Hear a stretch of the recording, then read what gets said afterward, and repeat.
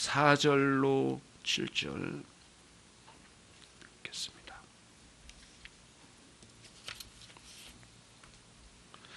같이 읽겠습니다.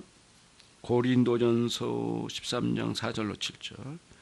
사랑은 오래 참고 사랑은 온유하며 투기하는 자가 되지 아니하며 사랑은 자랑하지 아니하며 교만하지 아니하며 무례히 행치 아니하며 자기의 유익을 굳지 아니하며 성내지 아니하며 악한 것을 생각지 아니하며 불의를 기뻐하지 아니하며 진리와 함께 기뻐하고 모든 것을 참으며 모든 것을 믿으며 모든 것을 바라며 모든 것을 견디느니라.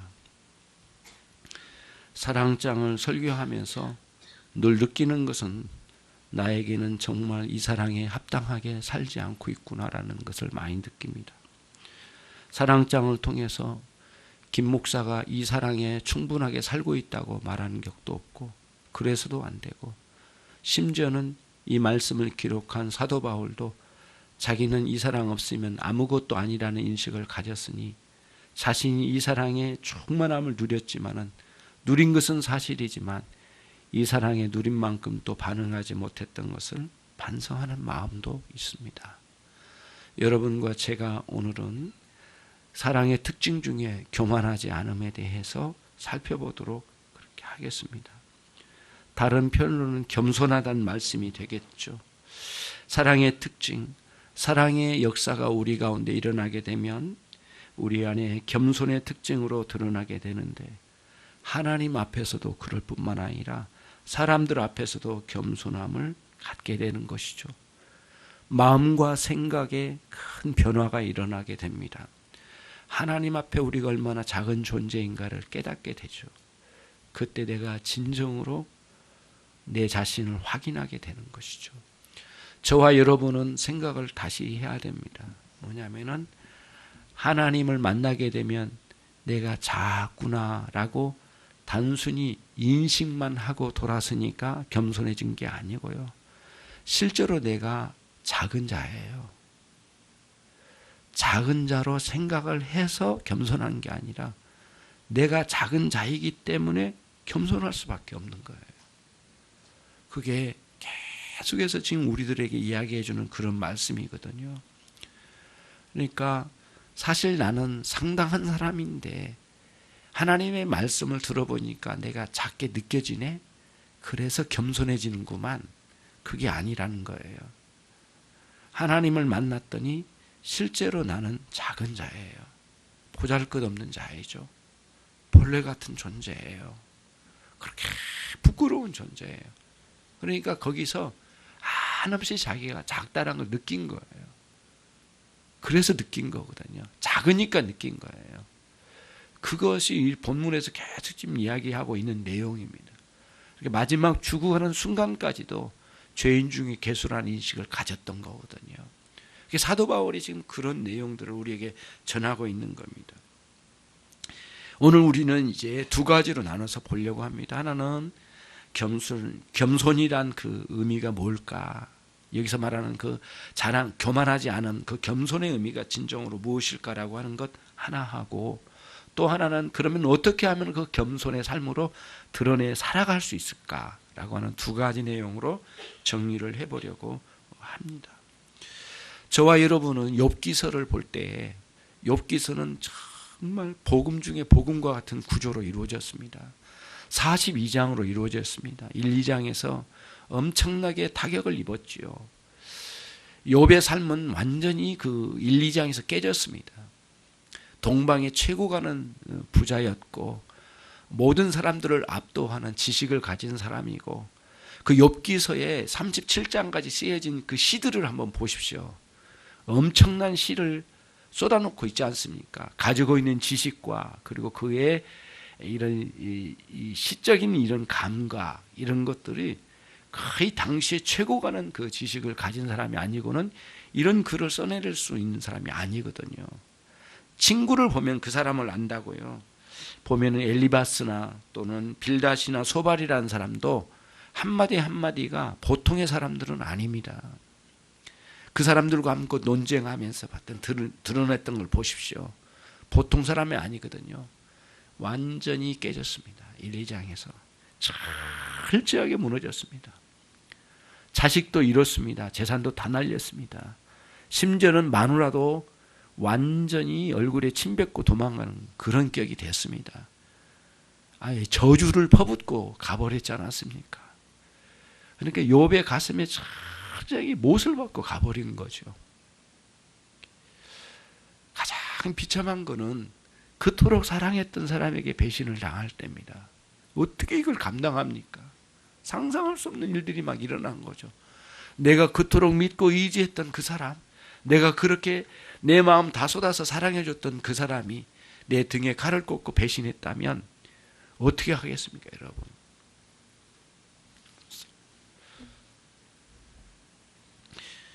그런 거죠.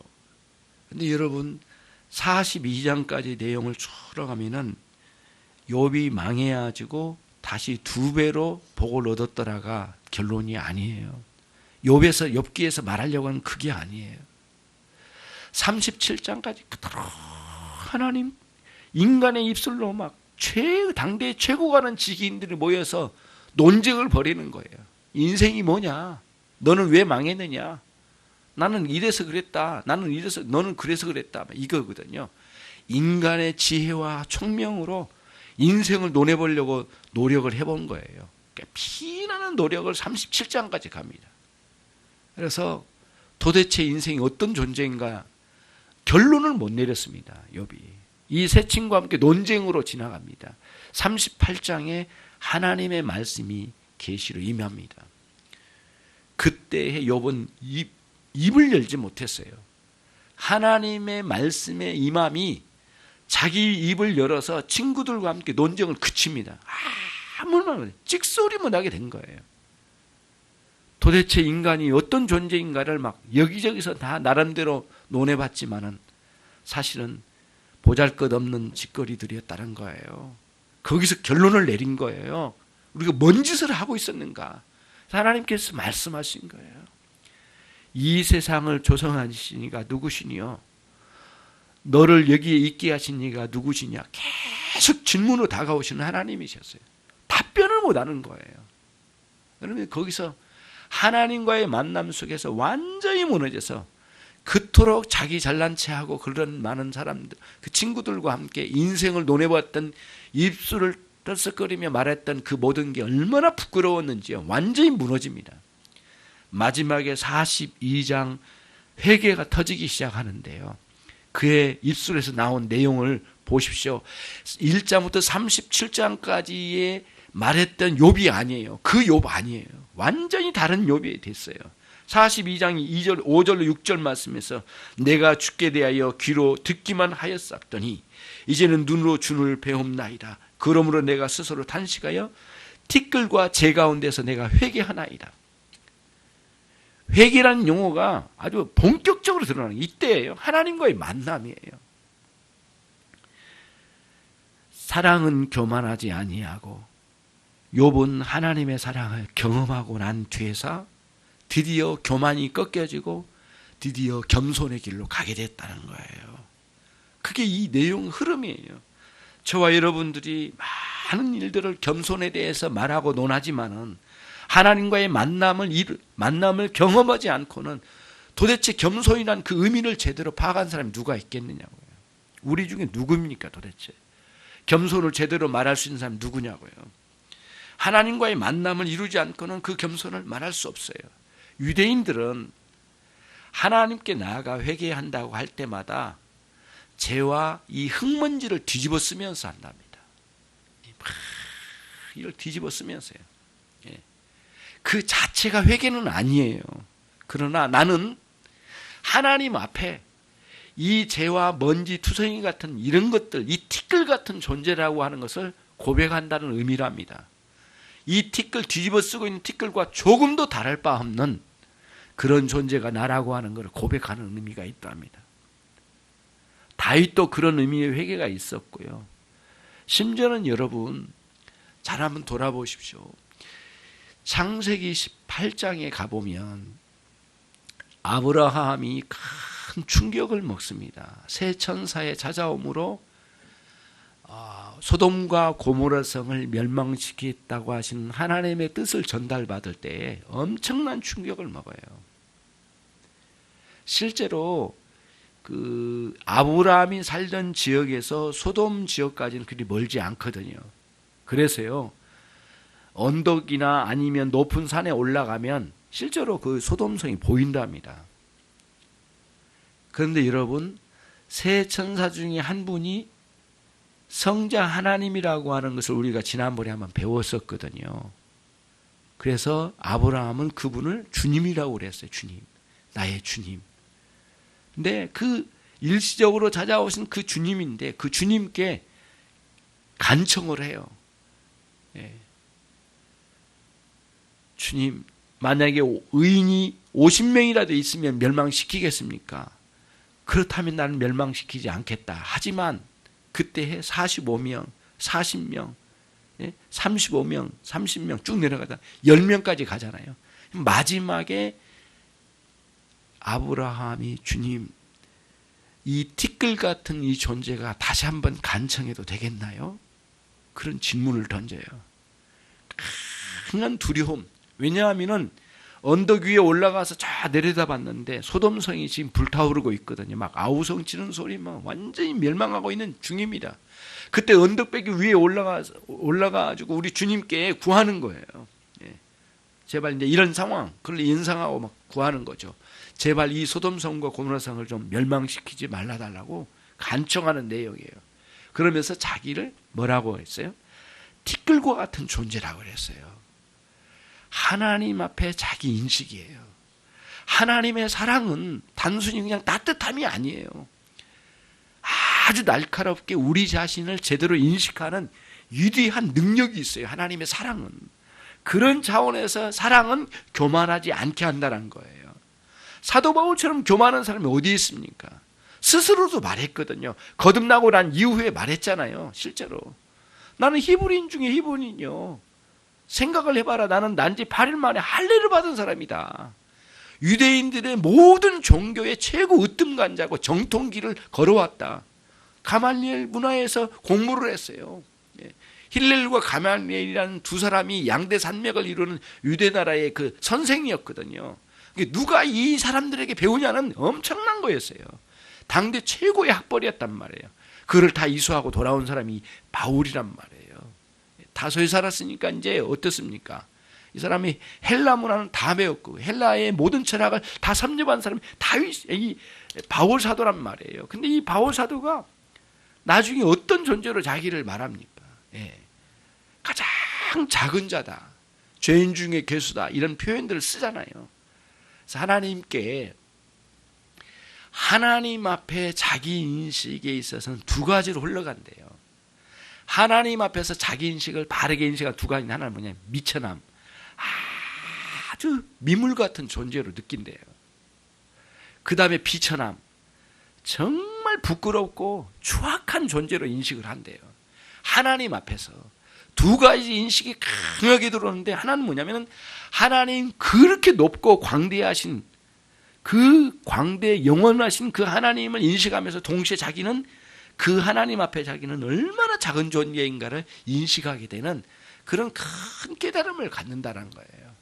그게 하나님의 사랑의 능력이에요. 그러니까 하나님의 사랑은 우리에게 그냥 따뜻하게 품어주는 의미만 있는 게 아니에요. 날카롭게 깨달음을 가지고, 그리고 그 깨달음을 가지고 실제로 자기가 겸손한 존재로 드러내지 않고는 견딜 수 없는 마음을 불러일으킨대요. 그런 능력이 하나님의 사랑, 신적 사랑에 담겨져 있다는 거예요. 그거를 오늘 여기서 이야기하고 있는 거예요.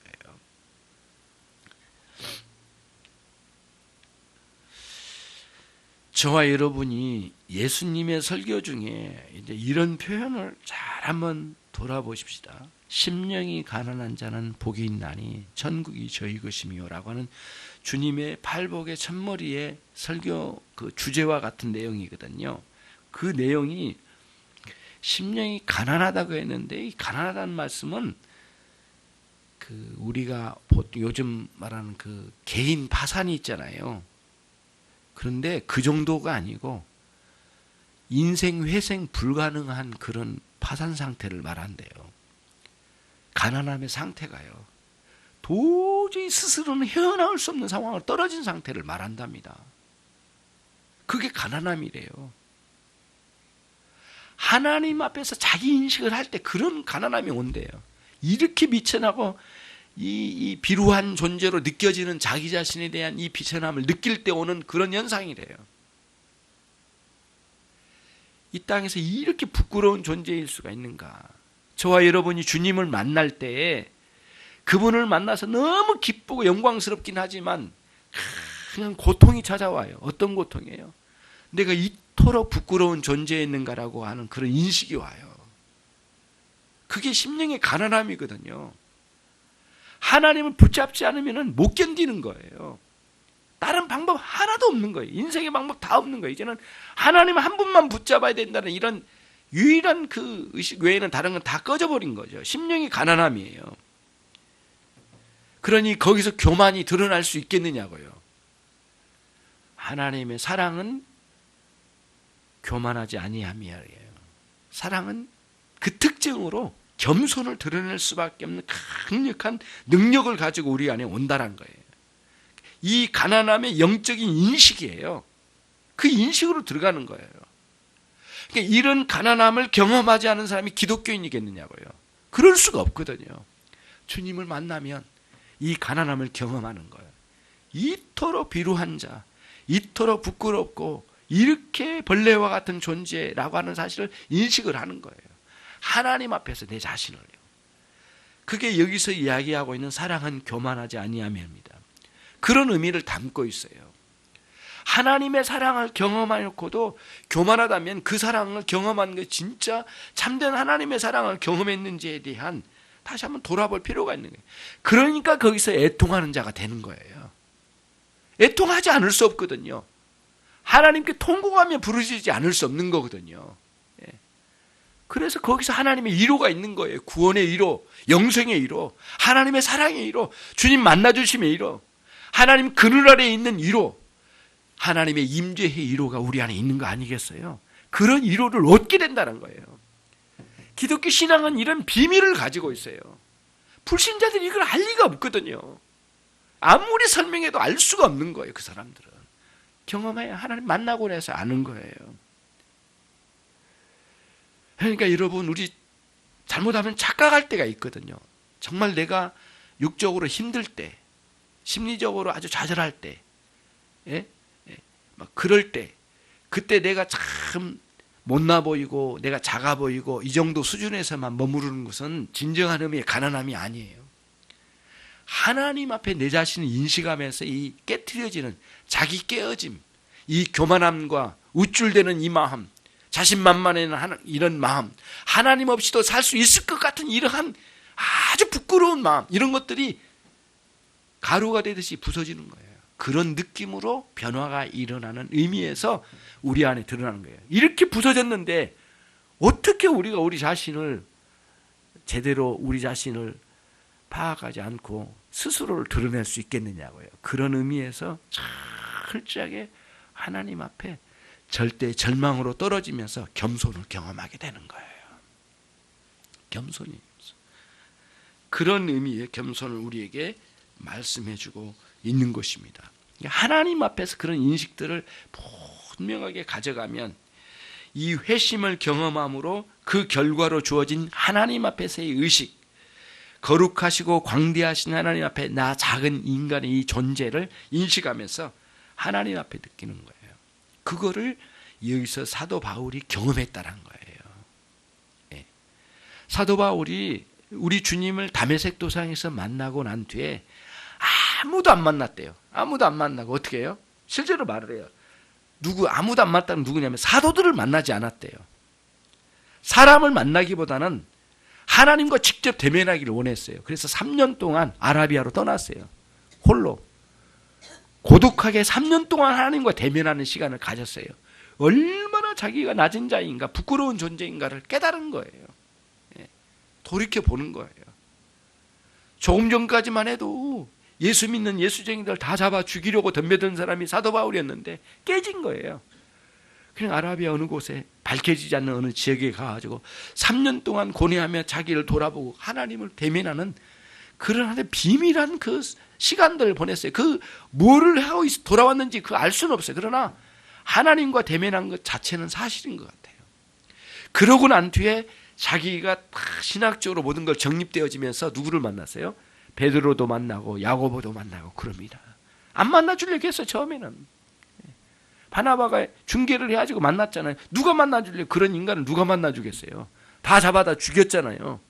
이 간첩이 아닐까? 만나기 어려운 거거든요. 어떻게 만납니까?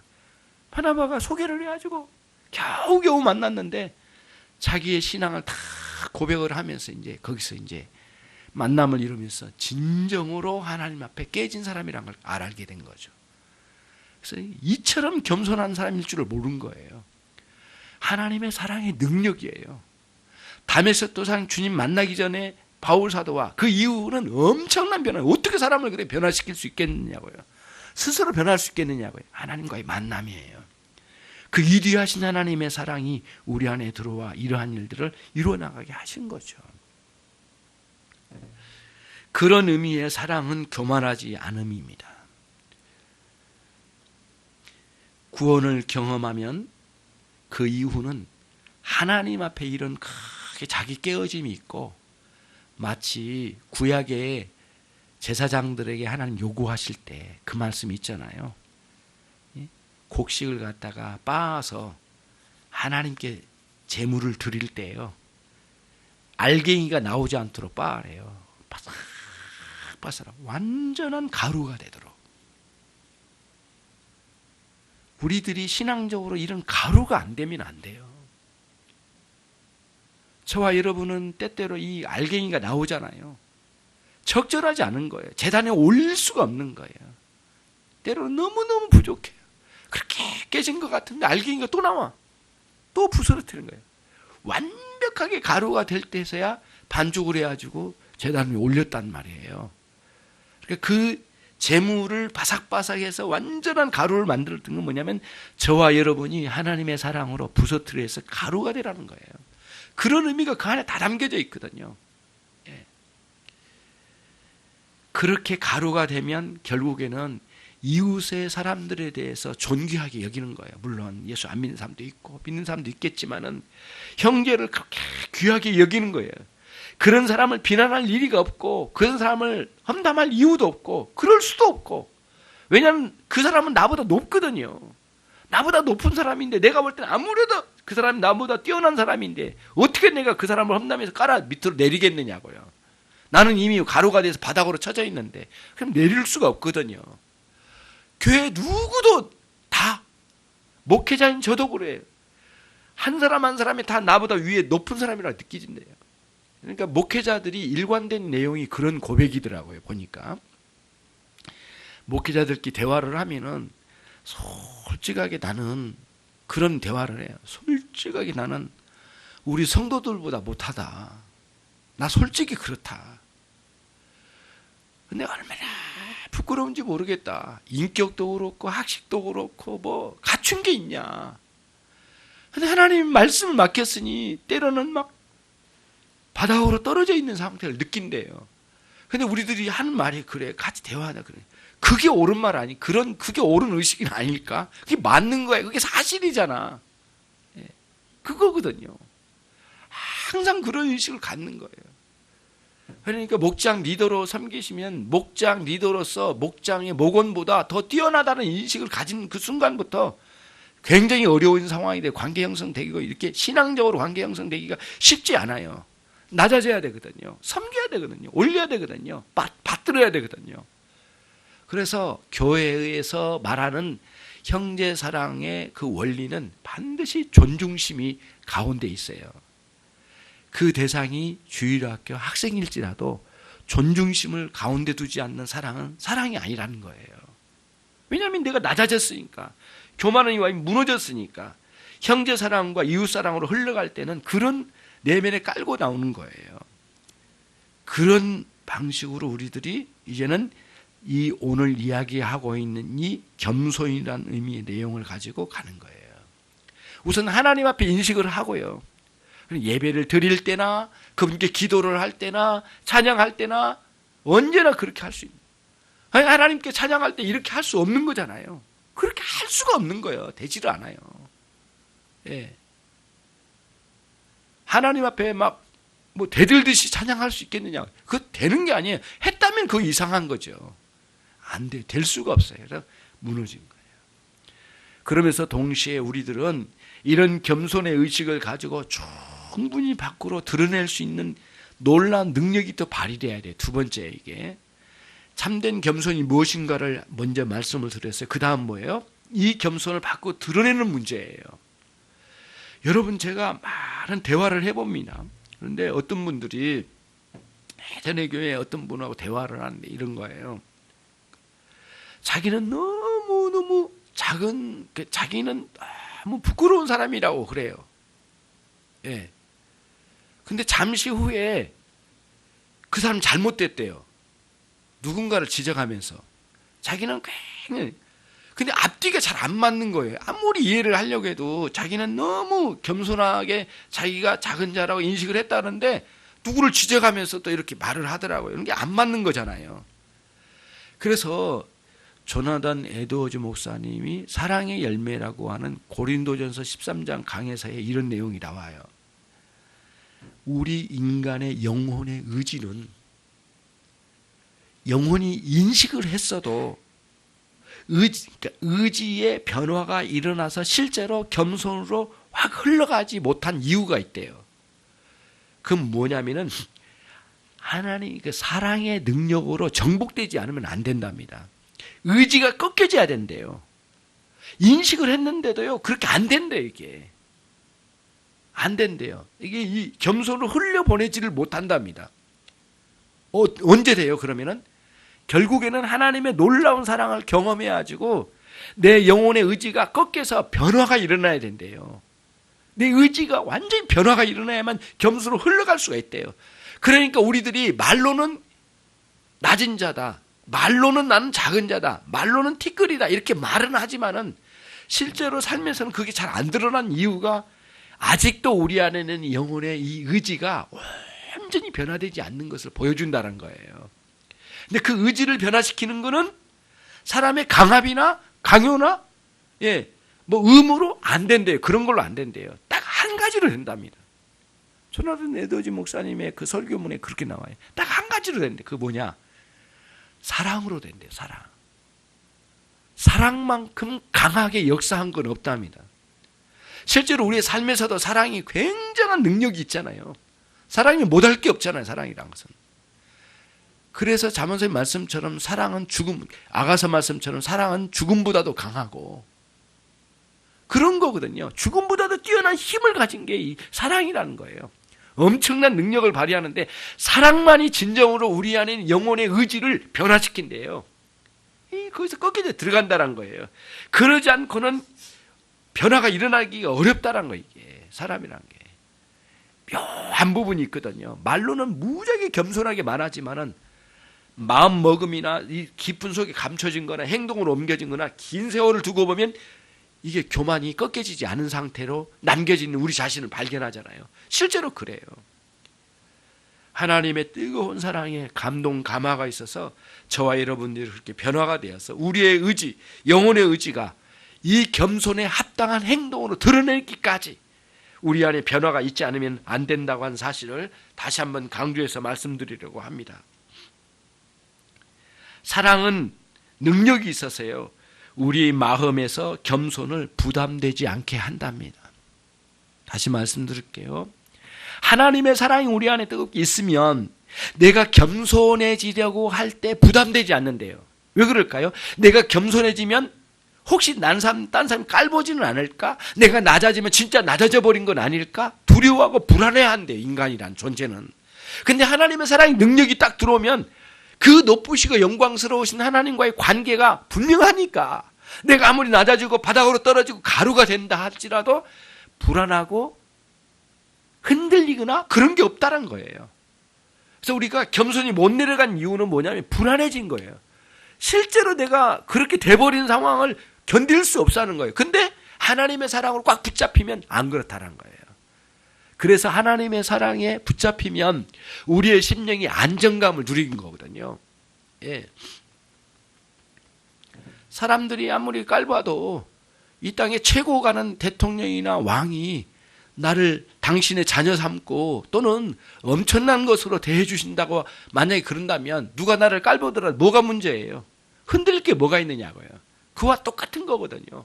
아무리 낮고 천한 곳을 임한다 할지라도, 아무리 사람들이 날 짓밟고 뭉갠다 할지라도 하나님의 그 사랑으로 지금 내가 살고 있다면 흔들리지 않고 평정심을 유지하며 감당할 수 있는 우리가 된다는 거예요.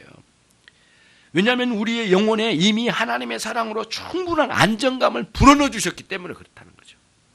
그런 안정감이 우리 안에 불어넣어 주시니까 불안하지 않는 거예요. 제 아무리 겸손한 자리에 내가 들어간다 할지라도 괜찮은 거예요. 흔들리지 않는 거예요. 그게 이제 오늘 우리들이 경험하는 하나님의 사랑의 능력이에요.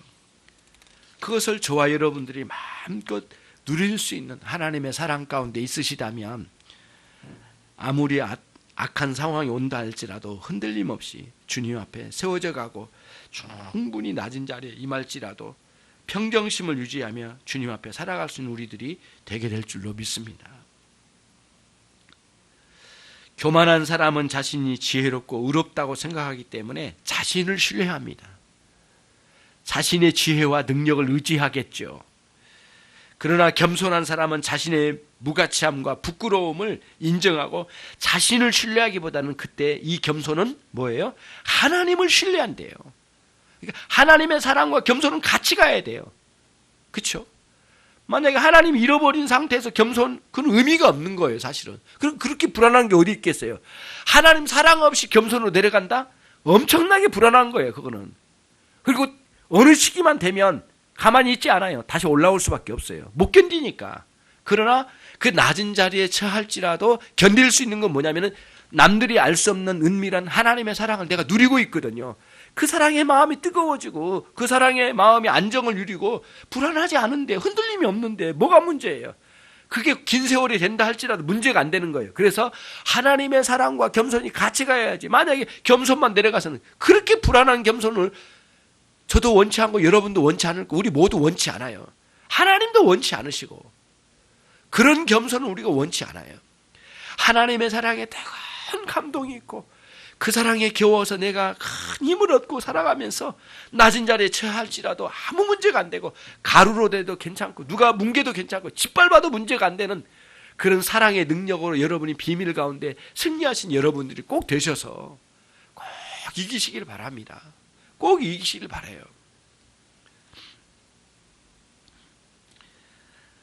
사랑의 심령은 겸손의 심령입니다.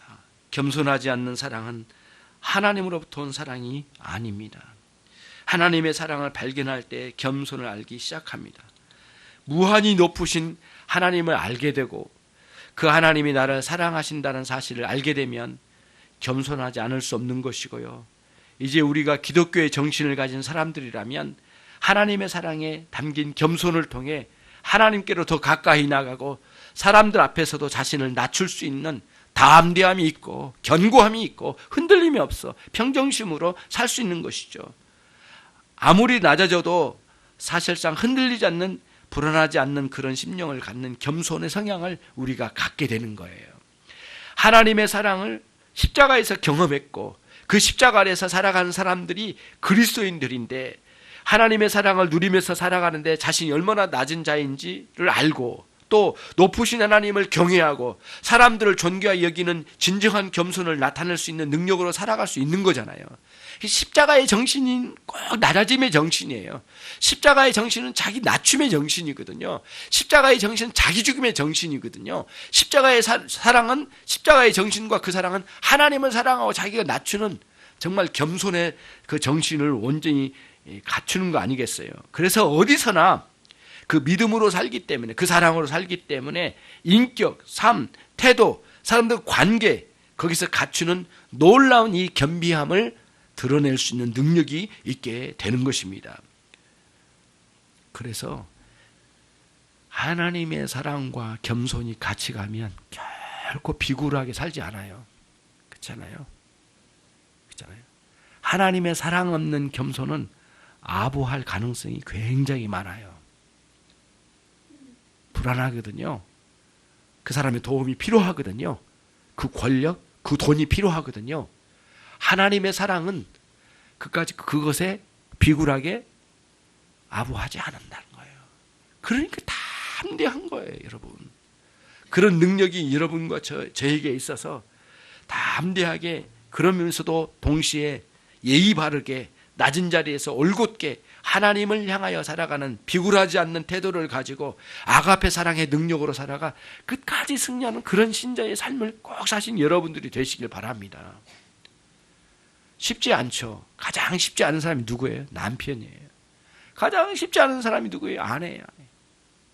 아내. 그리고 아내나 남편에게는 항상 쉽게 자기 자존심을 건드려지면 금방 욱하죠. 저만 그랬나요? 다 안 그랬나요? 진짜 다 그래요. 너무 이 부분이 쉽게 이게 드러나 버려요. 그리고 내가 내 감정을 쉽게 드러낼 수 있는 사람이, 그 사람은 인정해주고 받아줄 수 있을 거라고 하는 생각이 오니까 그런 것 같아요. 여기서부터 우리들이 자꾸 죽어져요. 그러니까 아주 그 부부의 이런 관계 속에 이런 곳에서 이게 바로미터인 것 같아. 여기에 드러난 만큼 내 삶의 신앙의 수준이 있는 것 같아요. 항상 그걸 느낍니다. 그걸 느껴.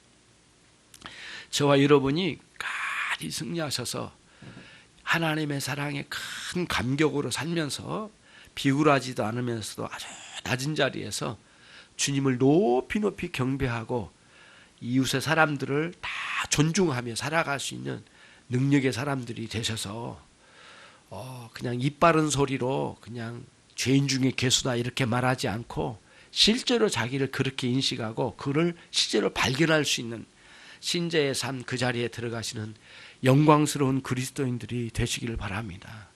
하나님은 그 사람들을 사용하시게 될 겁니다. 기도하겠습니다. 하나님 아버지, 감사합니다. 주님의 아가페 사랑을 함께 나누고 있습니다.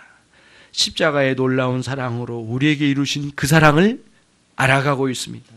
하나님, 그 사랑의 놀라운 능력으로 더 낮아지고 하나님 그 겸비한 자리에 들어가도록 역사해 주실 때에 우리가 두려우나 떨지 아니하고 담대하게 그 낮은 자리에 처해서도 우리 하나님을 높여드리고 그 낮은 자리에서 수많은 영혼들을 존중하는 당신의 종들이 되게 해 주시옵소서.